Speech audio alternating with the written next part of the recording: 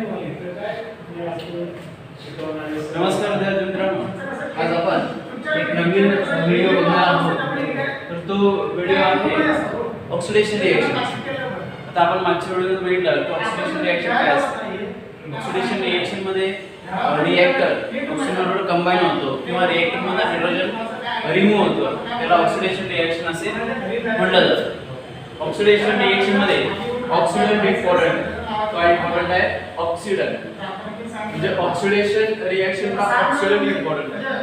त्याच्यामध्ये H2SO4 आहे, KMnO4 आहे, ओके. त्यानंतर पोटॅशियम डायक्रोमेट. तर हे ऑक्सिडंट आहे, त्याला ऑक्सिडंट असे म्हणतात.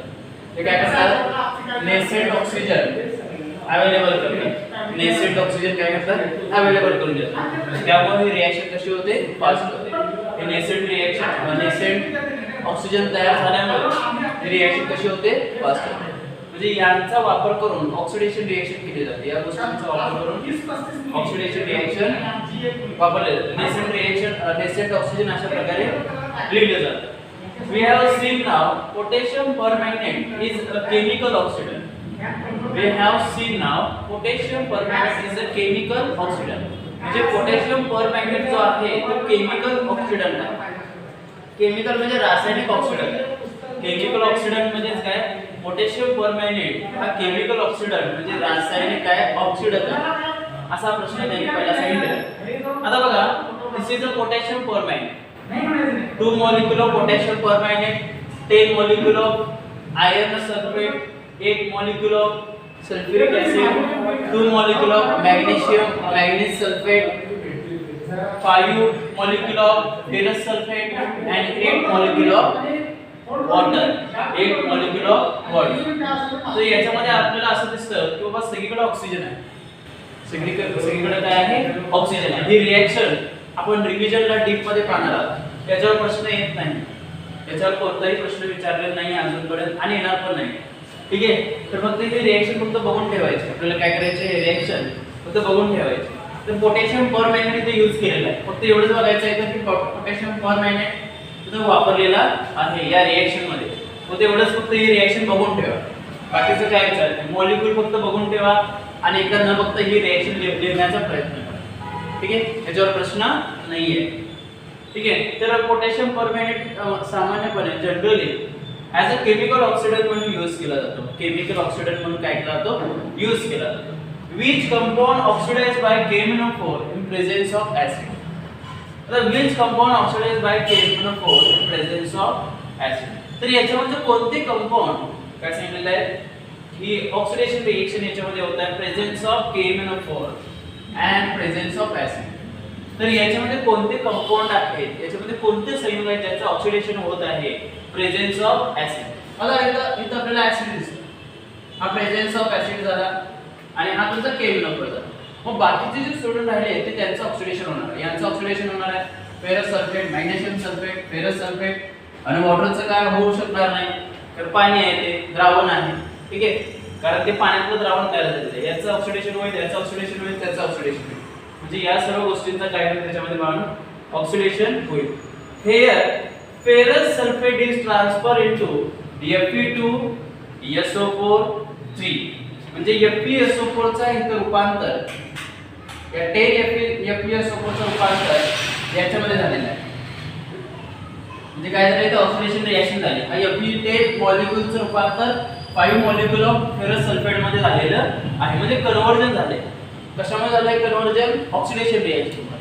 कशामुळे कन्व्हर्जन झालंय, ऑक्सिडेशन रिएक्शन मुळे. म्हणजे ऑक्सिडेशन रिएक्शन झाल्यामुळे इथे काय झालेलं आहे, फेरस सल्फेटचं कन्व्हर्जन अशा प्रकारे झाले 5Fe2SO4 this conversion is oxidation reaction.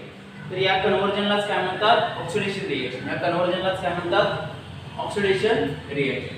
म्हणजे फेरस सल्फेटचं कन्व्हर्जन 5Fe2SO4 मध्ये होणं म्हणजेच काय, ऑक्सिडेशन रिएक्शन.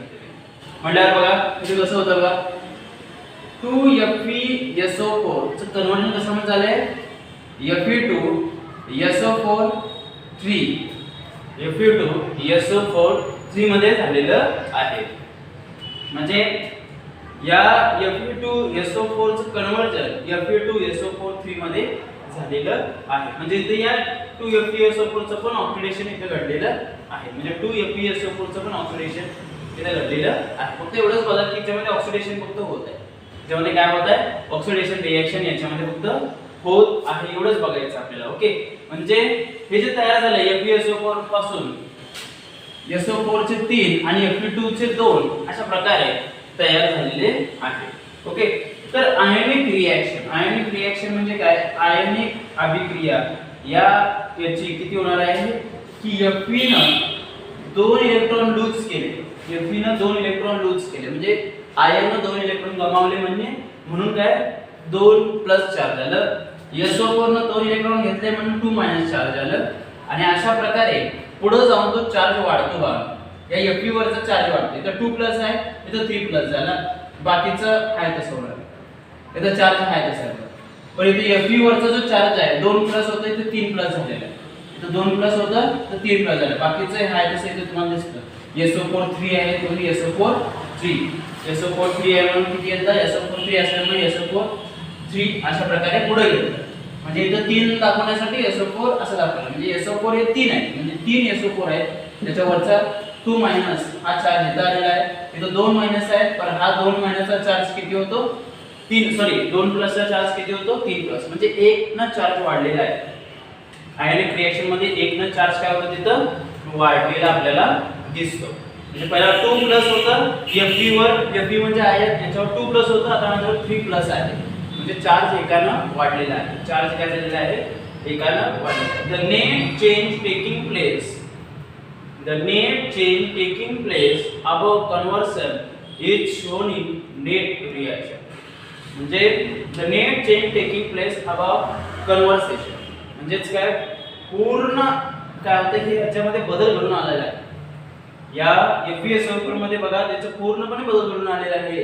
आयनिक ऑक्सिडेशन रिएक्शन होताना फक्त चार्ज वाढते एवढंच होतं. Fe वर 2 प्लस चार्ज होतं, आता तिथं पुढे जाऊन ते 3 प्लस चार्ज झालं. म्हणजे फक्त ऑक्सिडेशन रिएक्शन मध्ये Fe वर चार्ज फक्त वाढला, म्हणून सांगितले net change taking place of a conversion net ionic reaction. म्हणजे जे काही बदल याच्यामध्ये झाले त्याला काय म्हणतात? Net ionic reaction. त्याला काय म्हणतात? नेट आयोनिक रिएक्शन असे म्हटलं जातं. म्हणजे त्याला नेट आयोनिक रिएक्शन असे म्हटलं जातं. आता बघा, आता आम्ही तुम्हाला पहिला सांगितलं Fe वर 2 प्लस चार्ज होता. Fe वर किती चार्ज होता? 2 प्लस. पुढे जाऊन Fe वर किती चार्ज झाला? 3 प्लस. म्हणजे एकाला चार्ज वाढलेला आहे. म्हणजे जेव्हा Fe वर 2 प्लस चार्ज असतो तेव्हा तो फेरस असतो. पण जेव्हा 3 प्लस चार्ज होतो तेव्हा फेरिक होतो. म्हणजे हा फेरस आहे, फेरस सल्फेट. याला काय म्हणतात? Ferrous sulphate. का? 2 प्लस चार्ज. पण जेव्हा त्याच्यावर 3 प्लस चार्ज होतो तेव्हा तो फेरिक सल्फेट होतो. फेरिक सल्फेट म्हणजे तुम्ही जर असं गृहीत धरला Fe तो वरती चार्ज असेल 2 प्लस SO4 तर नाव काय घेणार? Ferrous sulphate. आणि असं जर असेल Fe 3 प्लस SO4 मायनस जर असेल तर नाव काय घेणार? Ferric sulphate. म्हणजे काय? ते चार्जनुसार नाव बदललेलं आहे, म्हणून नेट चेंज झालेला आहे, म्हणून याला नेट आयनिक रिएक्शन म्हणतात. जी Fe2 प्लस असेल फेरस, Fe3 प्लस असेल तर फेरिक सल्फेट. म्हणजे ते SO4 पुढे असेल तर, जर SO4 पुढे नसेल तर Fe2 प्लस ला फेरस, Fe3 प्लस ला ferric. Okay, next the net ionic reaction represent oxidation brought about KMnO4 reaction. म्हणजे हे तुम्हाला जे नेट रिएक्शन मिळाले की फेरिकचं फेरस फेरसचं फेरिक म्हणजे 2 प्लस चार्ज 3 प्लस चार्ज म्हणजे चार्ज एकानं वाढला त्याला काय म्हणतात? Oxidation brought about KMnO4. म्हणजे ही जी रिएक्शन नेट झाली आणि त्या नेट रिएक्शनला ऑक्सिडेशन रिएक्शन म्हणतात आणि ते कोणाच्या माध्यमातून झालेले आहे? KMnO4 च्या माध्यमातून झालेले आहे. म्हणजे पोटॅशियम परमॅंगनेटच्या माध्यमातून ही रिएक्शन घडलेली आहे. पोटॅशियम परमॅंगनेटच्या माध्यमातून ही रिएक्शन काय झालेली आहे बाळांनो? घडलेली आहे. म्हणून सांगितले the net ionic reaction represent oxidation brought about KMnO4. म्हणजे ही जी पूर्ण रिएक्शन झाली, ही जी आयनिक रासायनिक अभिक्रिया झाली किंवा ऑक्सिडेशन रिएक्शन झाली. आयनिक का म्हटलं होतं मला सांगा? तर आयनिक अभिक्रिया का म्हटलं? कारण आयनिक कोणता तयार होता? जेव्हा त्याच्यावर चार्ज काय होतो? अपोजिटली चार्ज असतात. अपोजिटली चार्ज म्हणजे प्लस मायनस पहिला येतो, दिसतं बघा, प्लस मायनस प्लस मायनस, म्हणून याला आयनिक रिएक्शन म्हणतात. आयनिक रिएक्शन काय तयार होतं? अपोजिटली चार्ज मधला अट्रॅक्शन असतं. म्हणून याला आयोनिक रिॲक्शन म्हटलेलं आहे, आयनिक अभिक्रिया. मग या आयनिक अभिक्रिया म्हणजेच काय, ऑक्सिडेशन रिॲक्शन. आणि ऑक्सिडेशन रिॲक्शन कोणाच्या माध्यमातून होत आहे, पोटॅशियम परमॅंगनेटच्या माध्यमातून होत आहे. Ferric ion is form ferrous ion the positive charge increase. बस सांगितलं. फेरिक आयन तयार झाले कुणापासून, फेरस आयन पासून. कसं तयार झाले, पॉझिटिव्ह चार्ज इन्क्रीज झाला. पहिला 2 प्लस होते, पुढे जाऊन 3 प्लस झाले, म्हणजे फेरस पासून फेरिक तयार झालेलं आहे. समजलं. तर हा आहे आपला आजचा व्हिडिओ. पुन्हा एकदा सांगतो, we have seen now potassium permanganate is chemical oxidant. Potassium permanganate म्हणजे KMnO4 हा केमिकल ऑक्सिडंट आहे, म्हणजे रासायनिक ऑक्सिडंट आहे. ही रिॲक्शन फक्त बघून ठेवा. याच्यामध्ये KMnO4 हा ऑक्सिडंट आहे, हा ऍसिड आहे. म्हणजे या दोघांचा यूज करून आपल्याला या फेरस सल्फेटचं, मॅग्नेशियम सल्फेटचं, आपण फेरस सल्फेट पाणी काय करायचं नाही, यांचं काय करायचं, ऑक्सिडेशन रिॲक्शन करायची. आता KMnO4 च्या प्रेझेन्स मध्ये ऍसिड कोणतं वापरलेलं आहे, H2SO4 वापरलेला आहे. हा KMnO4 वापरलेला आहे. तर फेरस सल्फेटचं कन्वर्जन 5Fe2SO4 म्हणजे याचं रूपांतर याच्यामध्ये होईल. याचं रूपांतर कशामध्ये होईल, याच्यामध्ये होईल. आणि ऑक्सिडेशन रिॲक्शन तिथं घडेल. 2FeSO4 चं पण रूपांतर अशा प्रकारे होईल. 2FeSO4 चं रूपांतर अशामध्ये होईल. म्हणजे आयनिक रिॲक्शन Fe2+SO4 2- Fe2+SO4 2- Fe2+ का आलं, कारण याने 2 इलेक्ट्रॉन गमावले, याने 2 इलेक्ट्रॉन घेतले आणि चार्ज Fe वर वाढला. हा SO4 वर चार्ज आहे तसा राहिला. Fe वर चार्ज वाढलेला आहे, तर 2+ आहे तर 3+ झालेला. म्हणजे काय चेंज झालंय ते फक्त ऑक्सिडेशन रिॲक्शन मध्ये झालं, त्याला आयनिक रिॲक्शन पण म्हणतात. म्हणजे Fe2+ पहिला इथं होतं, मात्र इथं 3+ झालेला आहे, म्हणजे फेरसचं फेरिक झालेलं आहे. मग ही आयनिक रिॲक्शन पण याला म्हणतात, नेट आयनिक रिॲक्शन. म्हणजे एकूण आयनिक अभिक्रिया, त्याला ऑक्सिडेशन अभिक्रिया पण म्हणतात. आणि ते कशाच्या माध्यमातून होत आहे, KMnO4 च्या माध्यमातून होत आहे. फेरिक आयनचं कन्वर्जन फेरस आयन्स मध्ये झालेलं आहे.